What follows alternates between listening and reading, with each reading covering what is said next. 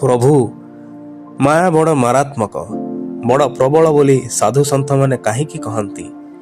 ଜ୍ଞାନୀ ଓ ଭକ୍ତଜନଙ୍କୁ ତ ମାୟା ବାଟବଣା କରିପାରିବ ନାହିଁ। କେଜାଣି ନାରଦଙ୍କ ବକ୍ତବ୍ୟ ଉପରେ ବିଷ୍ଣୁ ଖାଲି ଏତିକି କହି ଗୋଟିଏ ବରଗଛ ମୂଳରେ ବସି ପଡ଼ିଲେ। ଦୁହେଁ ପୃଥିବୀ ଭ୍ରମଣ କରୁ କରୁ କ୍ଳାନ୍ତ ହୋଇପଡ଼ିଥିଲେ।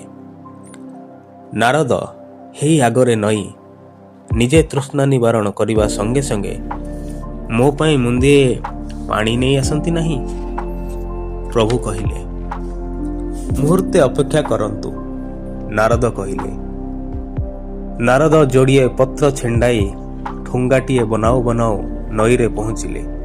ପ୍ରଥମେ ନିଜେ ପାଣି ପିଇବେ ଓ ପରେ ବିଷ୍ଣୁଙ୍କ ପାଇଁ ନେବେ।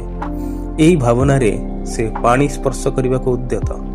ଗୋଟିଏ କୋମଳ କଣ୍ଠ କହିଲା, ପଥିକ, ଏଠି ପାଣି ଗୋଳିଆ। ନାରଦ ମୁଣ୍ଡ ତୋଳି ଅନାଇଲେ। ଅପୂର୍ବ ସୁନ୍ଦରୀ ଯୁବତୀଟିଏ ସ୍ନାନ କରି ପାଣି ଗରା ଧରି ତୁଠକୁ ଉଠୁଛି। ଯଦି ମୋ ସହ ଆସିବ ପଥିକ, ତେବେ ନିର୍ମଳ ପାଣି ସହ ପରିସି ଦେବି କିଛି ଆହାର। ମନେ ହୁଏ ତୁମେ କ୍ଷୁଧାର୍ଥ। ସୁନ୍ଦରୀ ହସି ଦେଇ ଅଗ୍ରସର ହେଲା। ନାରଦ ତାକୁ ଅନୁସରଣ କଲେ।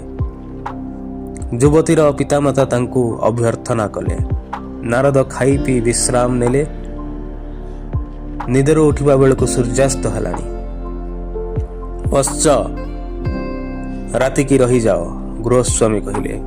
ପଛରୁ ସୁନ୍ଦରୀ ହସି ଦେଇ ପିତାଙ୍କ ଅନୁରୋଧର ସମର୍ଥନରେ ନାରଦ ରହିଗଲେ। ଯୁବତୀର ପରିଚର୍ଯ୍ୟା ତାଙ୍କୁ ମୁଗ୍ଧ କରୁଥିଲା। ପରଦିନ ଗୃହସ୍ୱାମୀ କହିଲେ, ମୋର ସନ୍ତାନ ବୋଲି ଏଇ ଏକମାତ୍ର କନ୍ୟା। ତୁମେ ଯଦି ତାର ପାଣି ଗ୍ରହଣ କରନ୍ତ। ନାରଦ ନାରାଜ ହେଲେ ନାହିଁ। ବିବାହ ହେଲା। ତଦନ୍ତରେ ଗୃହସ୍ୱାମୀଙ୍କ ମୃତ୍ୟୁ ଅନ୍ତେ ନାରଦ ହେଲେ ତାଙ୍କ ସମସ୍ତ ସମ୍ପତ୍ତିର ଉତ୍ତରାଧିକାରୀ। କ୍ରମେ ସେ ହେଲେ ପୁତ୍ର କନ୍ୟାଙ୍କ ଜନକ। ପୁତ୍ର କନ୍ୟା ବଡ଼ ହେଲେ, ବିବାହ ହେଲେ। ନାରଦ ହେଲେ ପିତାମହ। ସଂସାର ଚାଲୁଥାଏ ସୁଖେ ଦୁଃଖେ। ମଧ୍ୟେ ମଧ୍ୟେ କୌଣସି ଏକ ସ୍ମୃତି ତାଙ୍କୁ ଉଦାସ କରୁଥାଏ। ତେବେ ସ୍ମୃତିଟି ସ୍ପଷ୍ଟ ରୂପ ନେବା ପୂର୍ବରୁ ସଂସାରର କୌଣସି ନା କୌଣସି ସମସ୍ୟାରେ ସେ ଡୁବି ଯାଉଥାନ୍ତି। ଥରେ ନିଶାର୍ଦ୍ଧରେ ସେ ଚମକି ପଡ଼ିଲେ। ବାହାରେ ଭୀଷଣ ଝଡ଼। ଚାହୁଁ ଚାହୁଁ ତାଙ୍କ ଘର ଭୁଷୁଡ଼ି ଗଲା। ଇଏ କ'ଣ?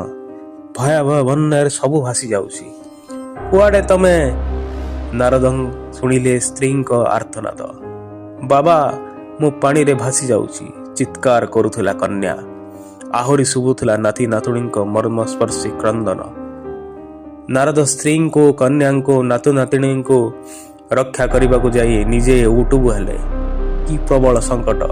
ସେ ଚିତ୍କାର କଲେ, ଭଗବାନ! ତନ୍ଦ୍ରା ତୁଟିଗଲା।